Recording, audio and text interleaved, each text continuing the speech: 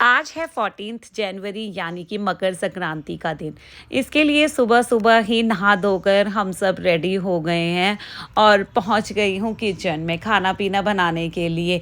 हम लोग basically belong करते हैं राजस्थान से, मारवाड़ी फैमिली से। तो हम लोगों के यहाँ आज के दिन दाल बाटी चूरमा इसी तरह का खाना वगैरह बनाया जाता है। तो इसी तरह के खाने वगैरह बनाने में काफ़ी सारा टाइम लग जाता है। तो इसलिए हम लोगों ने सुबह जल्दी उठकर ही खाने पीने की तैयारियां वगैरह कर ली थी। हमारे यहाँ इसी तरह का ही फेस्टिवल्स वगैरह पे खाने बनाए जाते हैं, जो ऑथेंटिक खाने जो राजस्थान के होते हैं। और इधर रितेश चूरमा कूट रहे हैं हाथ से, क्योंकि सभी घर वालों को हाथ से कूटा हुआ चूरमा ही ज़्यादा पसंद आता है। और एक तरफ मम्मी बाकी के भी बाटी वगैरह बनाने की तैयारियां कर रही हैं।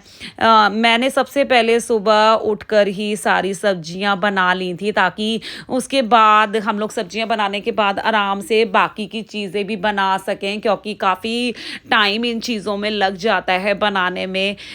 उसके लिए चूरमे के लिए मैं यहाँ पर रितेश को इस तरह से पूड़ियाँ सी या जो भी कह लीजिए ये तल तल कर दे रही हूँ आटे की। और साथ में रितेश उसे हाथ से कूट कूट कर बना रहे हैं चूरमे को।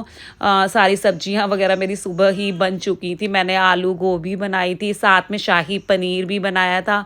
और जैसा कि मैंने बताया दाल बाटी चूरमा बन रहा है, तो दाल तो बननी ही थी। मैंने दाल भी सुबह ही बना ली थी और बाकी की भी सारी चीज़ें बन गई थी ऑलमोस्ट। यहाँ पर चूरमा बिल्कुल रेडी हो चुका था और इसके साथ ही मम्मी ने यहाँ पर बाटी भी बनने के लिए रख दी थी, क्योंकि बाटी बनने में थोड़ा टाइम ज़्यादा लगता है।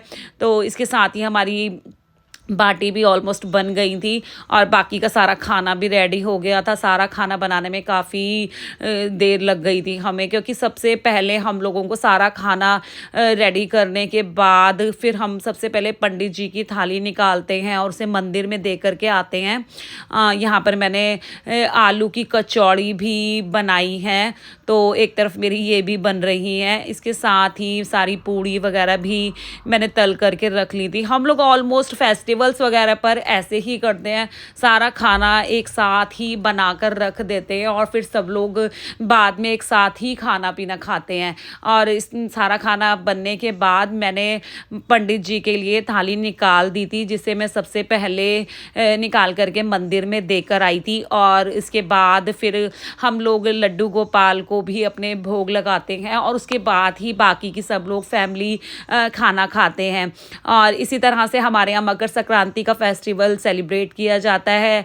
साथ ही और भी बहुत सारे रिचुअल्स होते हैं। मैं आप लोगों को कभी नेक्स्ट व्लॉग में अच्छे से ज़रूर दिखाऊंगी आप लोगों को हमारे घर में किस तरह से और भी सारे रिचुअल्स किए जाते हैं।